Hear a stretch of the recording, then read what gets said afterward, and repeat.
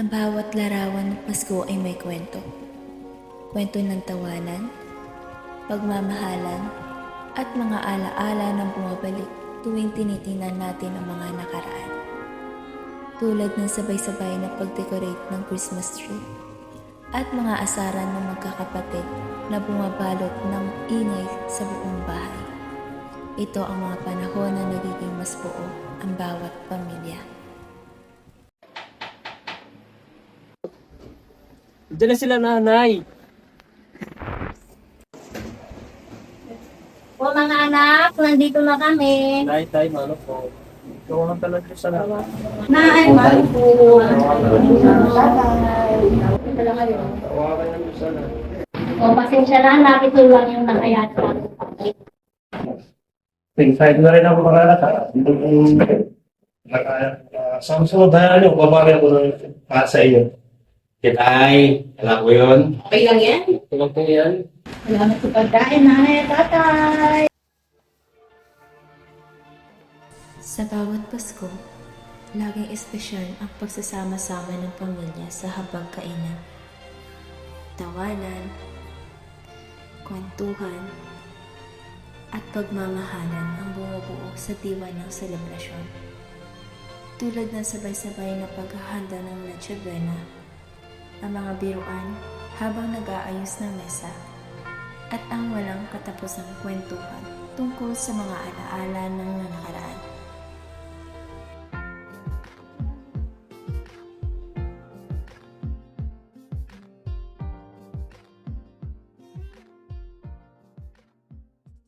Pero, habang lumilipas ang panahon, unti-unting nagbabago ang mga Paskong ito.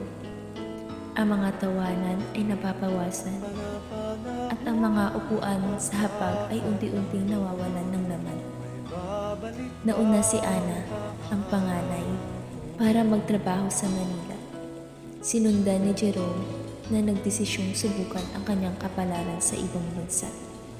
Si Ryan naman, tinahak ang landas ng kanyang pangarap habang si Trina bumuo na ng sarili niyang pamilya. Ang dati puno-puno ng saya at tawanan, unti-unting napapalitan ng katahimikan at pangungulila.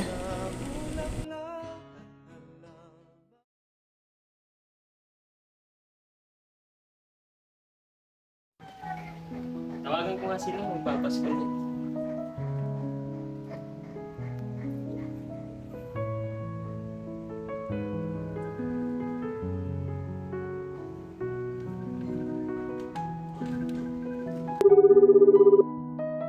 O Ben, kamusta ang nanay at tatay? Okay lang ba sila?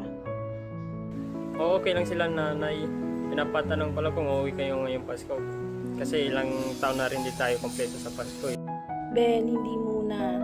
Deadline namin next week. Alam mo naman, pag umalis ako, wala na akong babalik ang trabaho dito. Ah, ganun ba? Sige, sabihin ko lang kay nanay at tatay. Ikaw, Kuya Jerome, uuwi ka ba ngayong Pasko? Kasi ilang taon na tayo hindi nagsasama-sama eh. Bunso, sorry kaya hindi pa ako makakauwi ngayon. Kailangan ko tapusin yung kontrata ko dito at kailangan ko rin mag-ipon. Pasensya na talaga. Pakisabi na lang kay nanay at tatay, babawi ako sa susunod na taon. Pasensya na talaga. Ah, sige, sabihin ko na lang kay nanay at tatay na hindi kayo uuwi. Mag-iingat kayo lagi dyan. Miss na miss ko na kayo. Kaya nyo, makakasama ko rin kayo. Magpapadala na lang ako ng panghanda nyo dyan. Mag-ingat kayong lahat. Oh, hello. Napatawag ka. Uuwi ba kayo ngayong Pasko? Ako kung sa kayo hindi ako makakauwi kasi may need kami. Next year na lang. Next year na ako. Maraming gagawin dito sa bahay. Lagi naman eh. Silang nanay at tatay nag-aantay na sa inyo. May ibang tao pa naman eh. May susunod pa naman. Oo. Paano na lang sila? Umaasa na uuwi kayo ngayon. Hindi talaga makakauwi. O sige.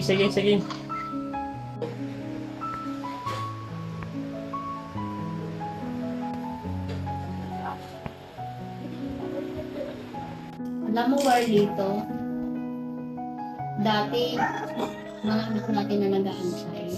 Ngayon, tayo na nag-aantay sa kanila. Hindi natin alam kung kailan sila uuwi dito. Kung isipin yan, Linda, hindi natin pinalaki ng mga ganun yung anak natin. May mga sariling pag-iisip yan. Balang araw, uuwi yan. Alam nila yung mga ginagawa nila. Kabayaan mo, bukas o pangalawa o susunod na isang linggo. Andito na yan. O, gulat ka na lang at kakatukunin ka sa pintuan. Kung mag-alala, hindi natin sila, pinalaki ng ganun. Sana, Warlito, tama ka para magkasama-sama tayo ngayong Pasko. Mahal tayo ng anak natin, Linda. Hindi tayo papabayaan.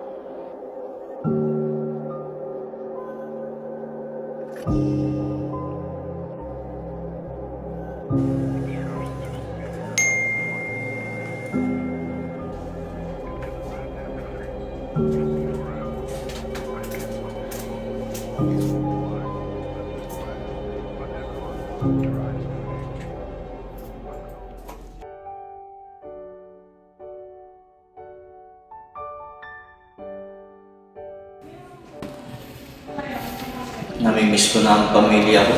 Gusto ko sila makasama ulit.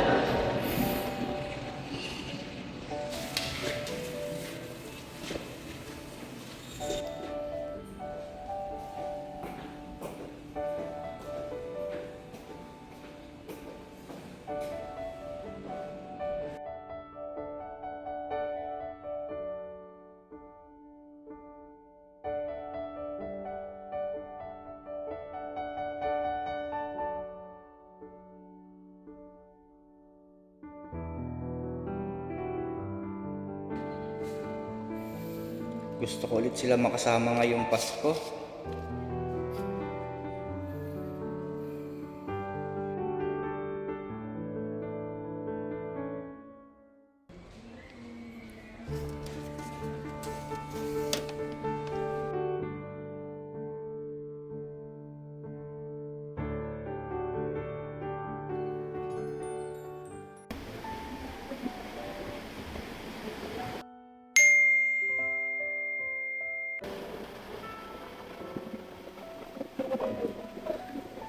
Paano ka uuwi? Ang daming gagawin ng mga bata pa.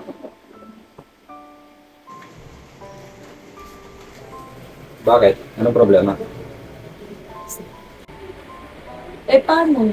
Si Ben nag-chat sa GC, nagtatanong kung uuwi ba para sa Pasko. Paano ka uuwi? Yung mga bata, ang daming gagawin. Rina, anong problema doon? Pasko naman, edi umuwi tayong lahat. Mga anak natin, malalaki na naman na.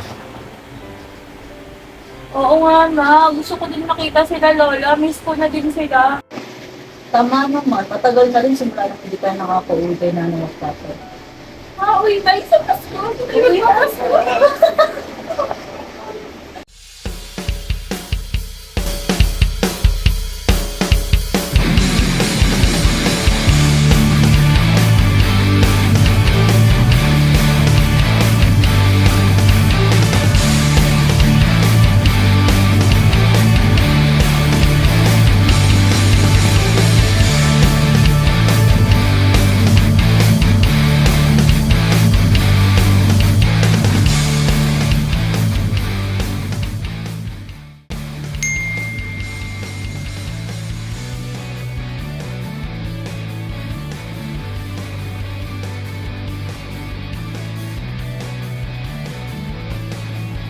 Hoy, Ryan, saan pa tayo? Hindi bro, mamaya na. Bro, okay ka lang ba? Medyo tinatamaan ako. Masaya dito. Pero bakit parang nagkulap? Lagi ako nandito. Kasama sila. Pero sa totoo lang, hindi ko na maalala kung kailan ako huling naging masaya kasama ang pamilya ko.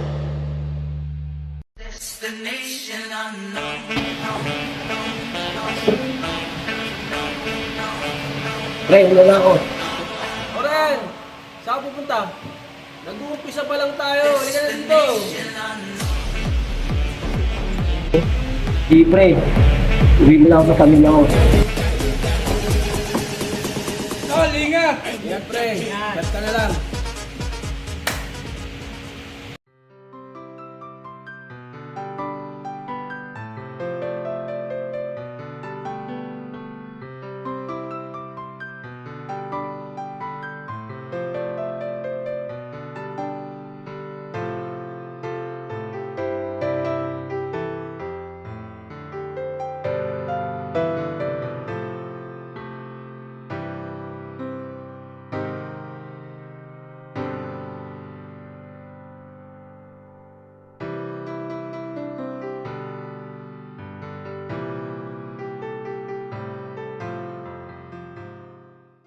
Bin, anak, makakapunta ba sila, yung mga kapatid mo? Oo nga pala, anak. Kumusta? Eh, di ba sinabi ko sa'yo tawagan mo yung mga kapatid mo kung talagang makaka-uwi sila ngayon? Huwag niyo na po asahan yung naitay kasi ilang beses na po ako nag-ano sa kanya, chat. Parang wala po silang balak na umuwi. Kapagod na rin makipag-usap sa kanila. Kapayaan mo na yung Linda. Kasi malalaki na mo ngayon, yung mga sarili ng pamilya mo ngayon. Tsaka isa pa, hindi naman natin pinalaki ng mga ganun ng mga anak natin. Kaya makauwi yan sila. Baka andyan na yan, mamaya andito na yan. Hindi naman mali ang umasa. Mag-aantay pa rin tayo sa kanila, sa pag-uwi. Kahit ngayong Pasko, magkasama-sama na lang tayo pamilya.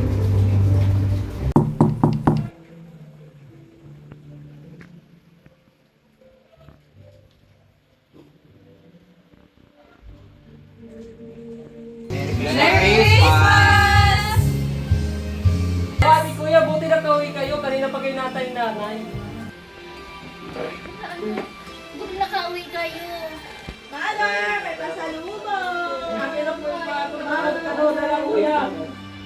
Ang aking tatay. Ang hirap mo kuya. Mag-bless ka sa iyong lola, sa iyong lola. Okay, thank you mga anak. Dumating kayo na. Dito na po kayo para Sama-sama tayo.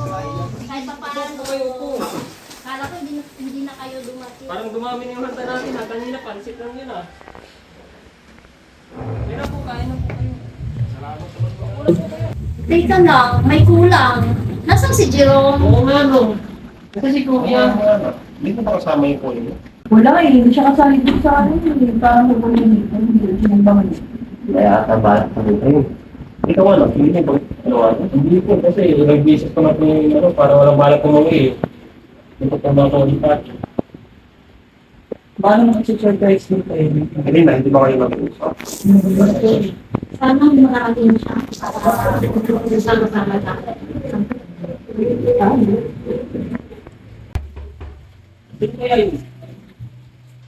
Sorry, nalita ko. Kaya sa inyo lahat. Saan yung pasalubong dyan? Maraming dala. Pasensya na kayo at ngayon lang ako nakarating. Pasensya na sa inyo mga kapatid. Kaya nga po eh. Kasama rin tayo. Sa amin. Sa pagdating mo na, Namiss ko yung gantong pagsasama namin. Tamang-tama yung dating mo, anak. Ano, nakarating ako dito. Nakasama ko ulit kayo lahat. buti naman na natin, nakarating ka ng maayos.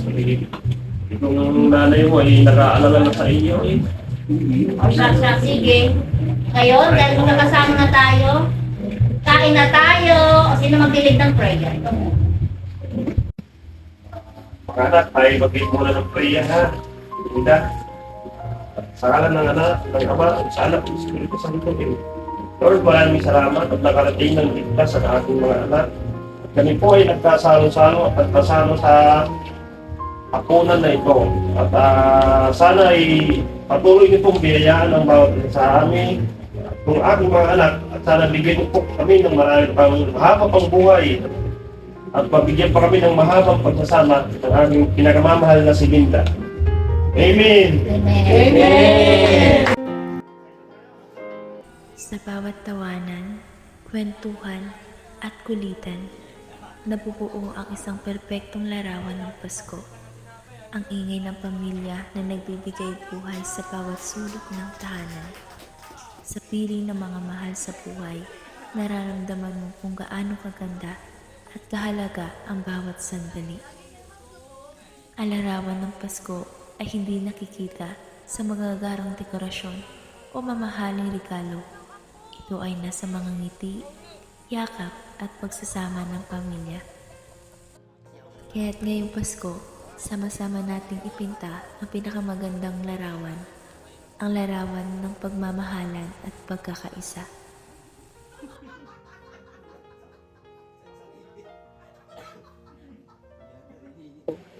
Ibig lang yung single camera. Okay, ina. Smile! 1, 2, 3. Pasko ay kay saya kung kayo'y kapiling.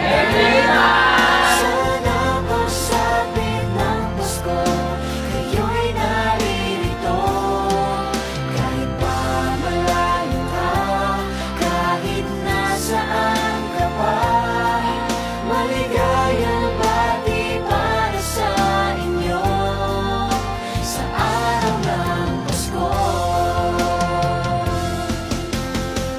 Dito'y may caroling at may simbang gabi, at naglalakihan pa ang Christmas tree. Ang Christmas tree. Ang Pasko ay kay saya kung kayo'y kapiling na. Sana pagsapit Natin sila Lola. Oo nga ni.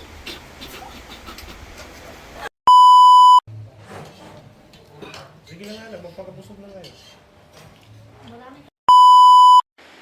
Oo nga naman. Kawawa sa'yo.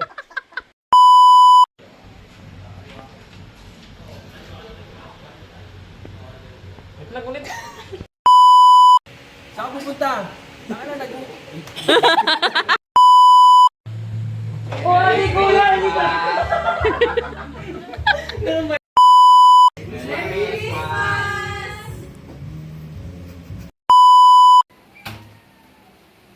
Oh, ate kuya! Uwi pala kayo. Salamat, nakakain rin ng pizza.